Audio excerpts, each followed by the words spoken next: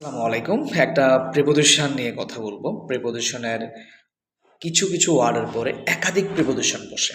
যেমন মেড একটি শব্দ মেক, মেড। মেক তৈরি করা, মেকের পাস্ট ফর্ম হচ্ছে মেড, পাস্ট পার্টিসিপল মেড। ওকে। তাহলে আমি যদি এই ওয়ার্ডের পরে কখন ইন বসাবো, কখন অফ বসাবো, কখন ফ্রম বসাবো, এই তিনটা জিনিস সম্পর্কে মোটামুটি এসএসসি এবং এসসি লেভেলের স্টুডেন্টদের জানা উচিত এবং তাদের আসে। কারণ বর্তমানে 9-10 প্রিপোজিশন আছে এবং এসসি লেভেলের প্রিপোজিশন তো 10 মার্কের আছে, আর 9-10 হচ্ছে 5 মার্কের আছে। তো মেইডের পরে আমি কখন ইন বসাবো? মেইড তো আপনার তৈরি হওয়া। তো কোথায়, কোনো জায়গায় যদি তৈরি হয় তাহলে আপনি দিবেন ইন।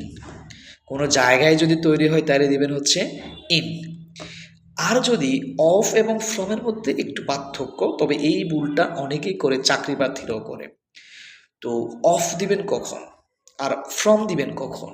যেমন মেক তৈরি করা, যেমন ধরেন কোন একটা টেবিল যেটাকে আমরা বলি টেবিলটা তৈরি করা হয়েছে কি দিয়ে? কাঠ দিয়ে। The table is made dash would. তাহলে উড কাঠ। তাহলে টেবিলটা বানাইছে কি দিয়ে? কাঠ দিয়ে বানাইছে। টেবিল দেখি কি মনে হয় এটা কাঠ দিয়ে বানাইছে? অবশ্যই মনে হয়, টেবিল দেখে তো আমি বুঝতেছি এটা কাঠের টেবিল, গাছের টেবিল। তাহলে যদি বোঝা যায় তাহলে মনে করবেন সেখানে অফ বসবে।